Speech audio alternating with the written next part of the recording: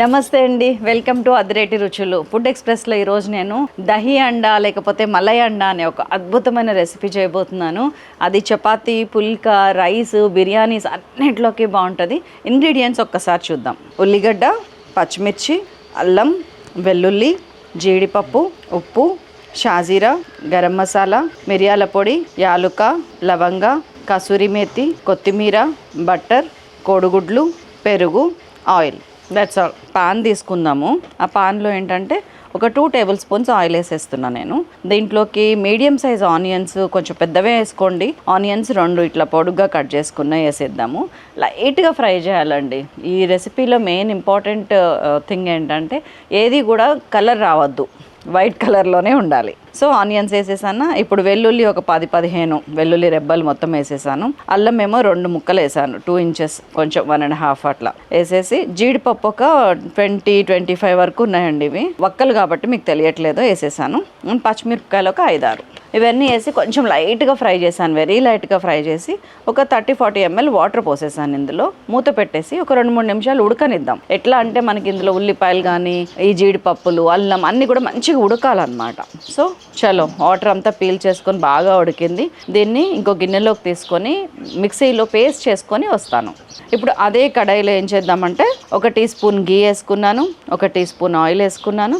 దీంట్లో మనం బాయిల్ చేసి కట్ చేసుకున్న ఎగ్స్ ఉన్నాయి కదా, అవి ఒక 6-7 మంచిగా ఇట్లాగా ఫ్రై చేసుకున్నాను లైట్గా. అది కూడా లిటిల్ ఫ్రై అండి.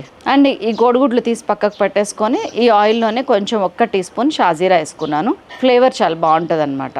ఇప్పుడు మనం గ్రైండ్ చేసి పెట్టుకున్న పేస్ట్ ఉంది కదా, అది ఆయిల్లో వేసేసాను. వేసి మంచిగా కలుపుకుంటా మూత పెట్టేసి ఉంచాను అనమాట. సో దట్ ఆ పేస్ట్ మొత్తం మనకి వేగినట్టు అవ్వాలి. ఇప్పటిదాకా ఉడికింది, ఇప్పుడు వేగినట్టు అవ్వాలి. అయింది కదా. ఇప్పుడు మూత తీసి ఒక 1.5 టీ స్పూన్ ఉప్పు వేసుకున్నాను. ఒక 1/2 teaspoon garam masala powder. ఈ గరం మసాలాలో నుండి అన్నీ ఉన్నాయండి. మన ధనియాల దగ్గర నుంచి లవంగా, చెక్క, యాలుక వరకు అన్నీ వెరీ లిటిల్ అనమాట. అందుకే కొంచెం వేసుకున్నా. ఇది మన సైలాస్ కిచెన్ గరం మసాలా.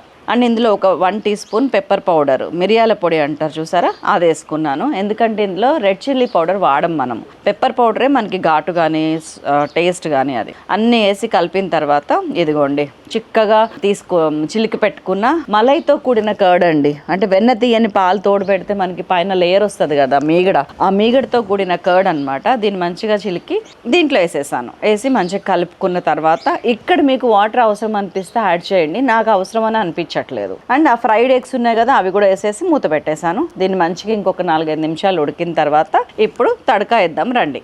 ఒక చిన్న గిన్నెలోకి బటర్ తీసుకున్నాను, 2 క్యూబ్స్. ఇది 10+10 20 గ్రామ్స్ బటర్ అండి. దీంట్లో ఒక 6-7 లవంగాలు, ఒక 3-4 యాలుక్కాయలు, కొద్దిగా ఒక 1 టీ స్పూన్ కసూరి మేతి వేసి కర్రీ మీద తడకా వేసేసాను. కొద్దిగా కొత్తిమీర కూడా కలిపేసాను. అద్దరిపోయే అండా మసాలా రెడీ.